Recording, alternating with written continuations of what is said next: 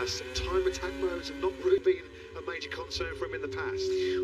Well, folks, so many of you have been waiting for this moment. Things are about to get exciting with 7 minutes left here in Portugal. We get to the edge of our seats. Miguel Oliveira fast through sector 2. He's up. Quick check on the rookies for those of you interested. Luca Marini at the moment, the fastest of those rookies, in 16th. But as we mentioned this morning, they're going to take time to build up speed. This man not taking time through sector 2 and now up by over a tenth in sector 3 is Miguel Oliveira.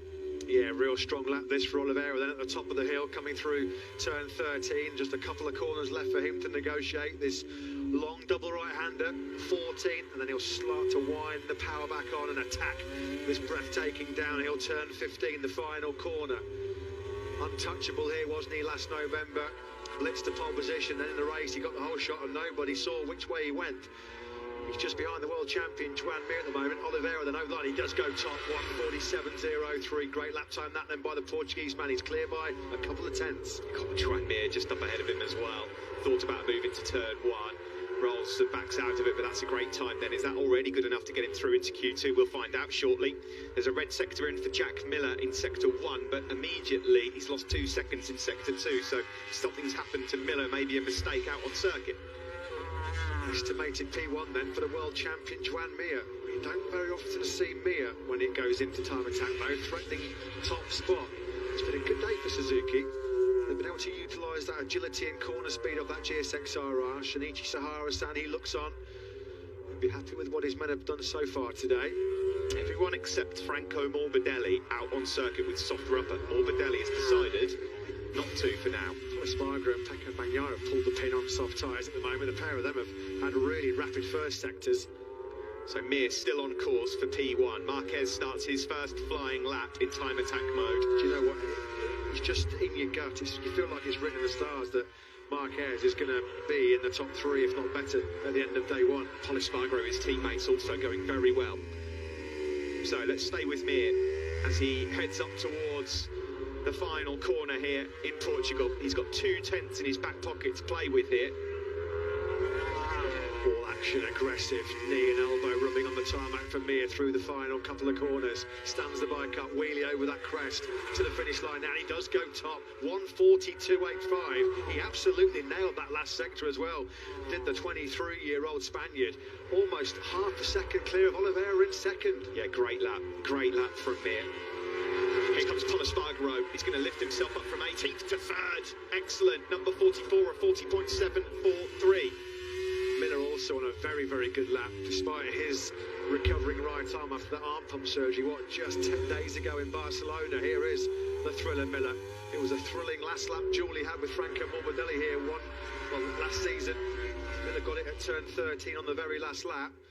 He's just coming into a little bit of traffic here in this last sector. Yeah, Aleix Espargaro looks over his shoulder and moves out of the way to allow Jack Miller in, but that could have been some costly time lost there for the Australian. Still enough time to put it right. Marc Marquez's first flying lap was just a warm-up lap, effectively. We'll keep a track on him in a moment. Here comes the factory Ducati man, though. Jack Miller looking to try and challenge Juan Mir's 1:40.2. He goes to second with a 40.3. Lorenzo Savadori just misses out on a place in the top 10. Excellent from the Italian. Yeah, that's 41.1. That is brilliant. 8 tenths of a second down on Juan Mir, the world champion. Outstanding job by Savadori. Bagnaia is absolutely blitzing sectors 1, 2 and 3. World Championship leader Zarco goes 4th, but it's another man on the Ducati we need to be keeping an eye on. Perfect time to look at this man, the Italian, doing a job at the moment in FP2. Just over 3 minutes of the session remaining. He sweeps down through turn 15. Pecco Bagnaia. Surely this is going to be a 1:39 lap coming from the Italian. 1:42.85 the benchmark from Mir. It is. It's a 1:39.866, by far the best we've seen so far this weekend here in Portugal. He looks great on that factory Ducati here today. Really, really does. Looks so comfortable. Everything's coming to him easy. So the factory Ducatis then 1 and 3. Zarco as well in 5th place. Ducati's going great here in Portugal. Yeah, that stretched the field out a little bit, that lap by Bagnaia, because all of a sudden Quattro goes second and he's still 4 tenths away from Pecco Bagnaia. Marquez is 9th, and he's nearly a second off. He's missed his braking point. Yeah, it got a bit squirrely over the top of the hill there. That's where Nakagami went down. So both attempts so far on a time attack from Marquez. have gone, so he's got just a couple of minutes left in this session to try and get it right. Let's watch this again. And luckily, there's plenty of runoff on the exit of turn 1. So 2 minutes left in the session. Simon, your views on that? The tricky turn 1. Oh, hang on a second. We'll come to you in a second. Alicia Spargaro has crashed. Now, Alex Rins has just gone up into 4th place. Where are the yellow flags then for Alicia Spargaro? Turn 11. Yeah, that's not going to impact on Johan Zarco at the moment then. He's at turn 1, as you can clearly see, dropping down the hill. Turn 11's at the top of that hill, isn't it? One of the highest points on the circuit. Simon, just quickly come to you before these laps come in about your thoughts on how it can go wrong so easily just into turn 1. Yeah, anyone that's ridden here will know the brake marker is very close to the brow of the hill before it drops down. You want to brake after the brow or on the brow. The problem is if you brake that late, it throws the rear in the air because it hits downhill. So you've got to brake a little bit early, then pull harder as you go down the hill. It's really strange. Thanks very much, Simon. It just went slightly wrong there for Fabio Quartararo. It was getting a little bit lively, wasn't it, coming out of turn 12. That may well have cost him a chance to get close to Bagnaia's 1:38.66, although he had a brilliant 4th sector. The Yamaha's corner speed through 14 and 15 really coming to the fore. Quartararo down by just over 300ths of a second. Well, it's another lap that's gone for Marc Marquez. He's had a firework or two in him before. It means that he's now got 1 flying lap left in this session. So no great surprise, is it, Steve? In this kind of format, he's going to be a little bit, well, more than a little bit ring rusty. He just hasn't been able to nail that clean lap at the moment. He's going to get one more stab at it. Now then, this time, turn 1, it looks like he's just step out, got okay. Yeah, you can see in the little camera shot on the bottom left there, he's flying through sector 1. We'll keep an eye on his splits as Viñales goes up into 6th place. Last flying lap also for Jack Miller, the Aussie. Zarco's just gone up into 7th place, and Marquez is on the money. He's only 800ths down through sector 1. Yeah, he's just nailed his personal best first sector of this afternoon session. He starts to climb out of turn 5 now. Through the left-hander 6, flicks that Repsol Honda right. Oh! Steady, steady, steady on. Easy, Tiger. And he's still pinning it. He's back. He's back. There would have been a few hearts in mouths. Blimey, absolutely. Let's stay with him, please. This is... wow. This is the roller coaster ride. I was going to say, they call this circuit the roller coaster. This is a proper white knuckle ride, isn't it? We're being treated to here by Marc Marquez. He's still going for it. He's 3/10 down in sector 3. Look at that front tyre as well. All over the place through turn 13. Yes, the Michelin front saying, give me a break. Now then, these guys all watching on, desperate to see this one come through. He's got the rear end kicking out, and this could be a lap that puts Marquez into the top 3. He's left it all until the last minute for his time attack lap to go right. Marc Marquez surely going into the top 10. Is it going to be better than that? Across the line he goes into 6th. Excellent job from Marc Marquez. God, if only he was a little bit more committed on that lap, eh? Taka Nakagami, absolutely incredible. take a bow. He's only 8 down through sector 3. This guy was flying through the air 20 minutes ago.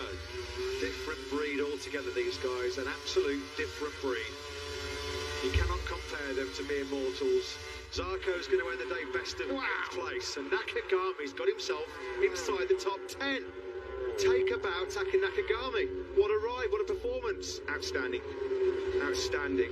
There was some special rides from guys on Hondas today. That right arm is really causing Taka Nakagami some pain and some discomfort. He's not done one of these for a while, has he? A practice start. Make sure the buttons are right, working, Mark.